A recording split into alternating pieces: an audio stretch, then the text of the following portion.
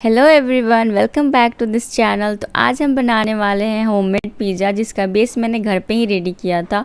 और इसका बेस इतना ज़्यादा सॉफ्ट बना था और इतना अच्छा लग रहा था खाने में, टेस्टी।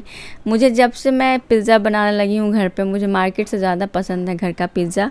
और इसको बनाना उतना भी मुश्किल नहीं है। हाँ, मैं ये नहीं कह सकती कि 5-10 मिनट में बन जाएगा। हाँ, इसको बना करके जो खाने में तृप्ति मिलती है, सेटिस्फैक्शन मिलता है खुद को, वो अलग ही लेवल का होता है अगर खुद से बनाया हुआ हो तो इसका रेसिपी बहुत ही सिंपल है। चलिए देखते हैं इसको बनाते कैसे हैं। तो सबसे पहले हम तो इसका बेस बनाएंगे, क्योंकि उसको फर्मेंट होने में टाइम लगेगा। तो यहाँ पर मैंने एक पैन में पानी गर्म करने के लिए रख दिया है और मैं यहाँ पे 2 कटोरी मैदा ले रही हूँ। और उसके बाद हम यहाँ पे ड्राई ईस्ट ले रहे हैं। ड्राई ईस्ट मैं यहाँ पे ले रही हूँ, इसीलिए इसको वाटर में हमें डिजॉल्व करने की ज़रूरत नहीं है और वेट करने की ज़रूरत नहीं है फर्मेंट होने के लिए। तो इसीलिए हम डायरेक्ट इसको मैदे में ही मिक्स करके एंड देन उसके बाद इसमें थोड़ा सा चीनी डाल करके और गर्म पानी से इसको गूँथना स्टार्ट किया है। आप चाहो तो यहाँ पर दूध भी डाल सकते हो, बट मैं यहाँ पर पानी से ही गूँथ रही हूँ। और यहाँ पर आप देख सकते हो कि कितना आटा गीला है। इसको थोड़ा सा गीला ही रखना है। एंड जब आप इसको अच्छे से मसलते जाओगे तो ये ऑटोमेटिकली एक डो में कन्वर्ट हो जाता है। तो हो सकता है कि आपको थोड़ा लगे कि मेरा आटा गीला हो गया है, पानी ज़्यादा पड़ गया, तो लेकिन ऐसा है नहीं। आप उसको मलते जाइएगा अच्छे से, तो वो हल्की हो जाएगी एंड आप देखोगे तो वो बाइंड होना अच्छे से हो जाएगा। लास्ट में आप हाथ में ऑयल लगा लीजिएगा या फिर बटर हो तो लगा लीजिएगा। एंड देन उसके बाद अच्छे से डो को तैयार करके उसको फर्मेंट होने के लिए छोड़ दीजिए। 10 से 15 मिनट में आराम से वो हो जाता है। जब तक वो फर्मेंट होगा तो जो भी सब्जी आपको पसंद हो वो आप डाल सकते हो। घर पे बनाने का सबसे बेस्ट पार्ट यही हमको लगता है। जो चीज़ें कॉम्बिनेशन करके जो खाना खाने का मन करे आप डाल के खा लो आराम से, अपनी मर्ज़ी चलती है। तो यहाँ पर मैं प्याज, टमाटर, हरी मिर्च भी कट कर रही हूँ। जो मेरे पास था वही अवेलेबल मैं बना रही थी, तो मैंने वही सब कुछ डाल दिया। मैं कुछ ज़्यादा एक्स्ट्रा चीज़ें नहीं अवेलेबल कर पाई, बट आपको जो चीज़ें डालनी है आप बेझिझक डाल सकते हो। तो सब कुछ डालो आपको जो पसंद हो। तो यहाँ पर मैंने कॉर्न भी डाली हूँ। तो यहाँ पर मैं कढ़ाई में ही बना रही हूँ। नीचे में मैंने यहाँ पर नमक रखा हुआ है। नमक का कलर इसलिए इस तरह से दिख रहा है क्योंकि हमने इसको बहुत बार यूज किया है। इसमें हम अवन का भी यूज कर लेते हैं एंड भूंजा वगैरह भूंजना होता है तो इसी में हम लोग भूंज लेते हैं। इस वजह से नमक का कलर कुछ इस तरीके का हो गया है। अब जो है हमारा देख लेते हैं। देखिए कितना अच्छा सा फॉर्मेट हो गया है बेस हमारा पिज़्ज़ा का।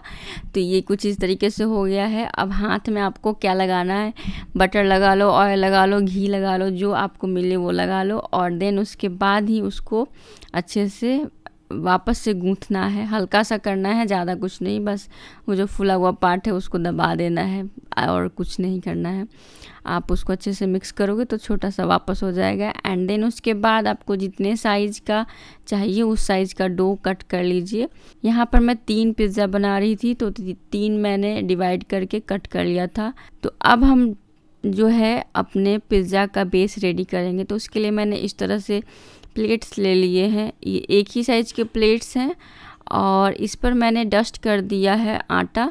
और उसके बाद हमें अपना एक डो लेना है एंड देन उसको इक्वली इवनली सब जगह फैला कर बड़ा करना है। थोड़ा सा आप चाहो तो इसको बेल भी सकते हो, तो बट बेलने पर ये चिपकने लगता है, इसीलिए हैंड से ही आप कोशिश करो इसको थोड़ा थोड़ा करके फैलाओगे तो ये फैल जाएगा अच्छे से।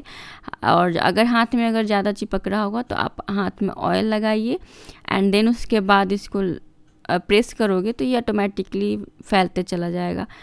तो इस तरीके से फैला करके मैंने यहाँ पर अपना पूरा जो प्लेट था उसके साइज़ का कर लिया है।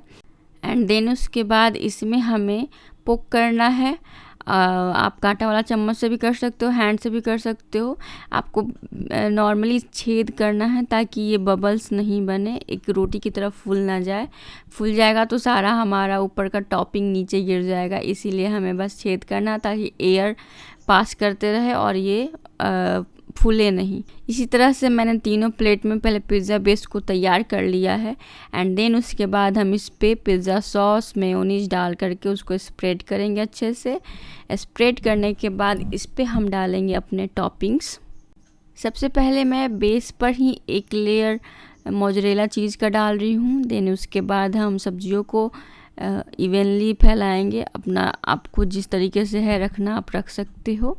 एंड देन उसके बाद हम टॉप से भी मोज़रेला चीज़ डालेंगे।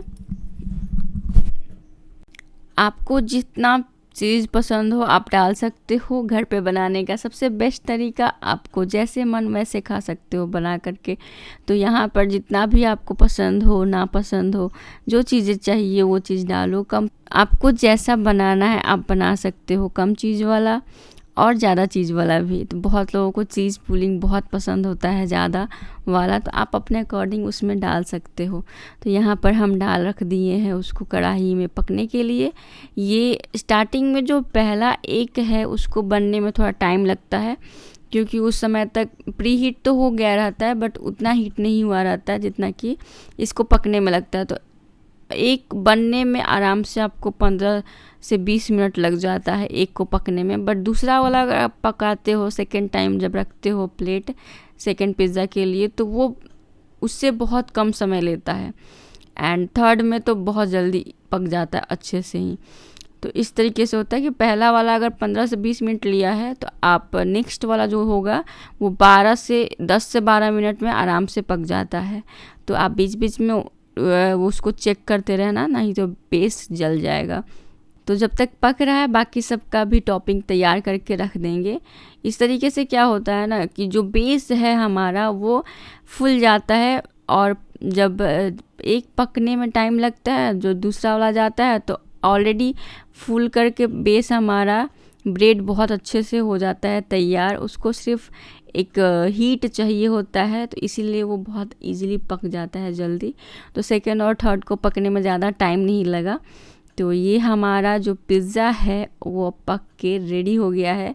आप देख सकते हो कितना अच्छा कलर आया है किनारी से। तो आपको यहीं चेक करना है, किनारे से जब ऐसा कलर आ जाए तो आपका पिज़्ज़ा बिल्कुल रेडी है। और उसको निकालिए एंड इसके बाद निकालिए और इस तरीके से स्लाइस में कट कर लीजिए। उस पर डालिए चिली फ्लेक्स, ऑरिगेनो अगर है आपके पास तो, अदरवाइज़ आप ऐसे भी इंजॉय कर सकते हो खा करके। बहुत टेस्टी लगता है, घर का बना है तो ऑब्वियस है उसका टेस्ट दोगुना तेगुना बढ़ जाता है। घर का बनाया हुआ की बात ही अलग होती है।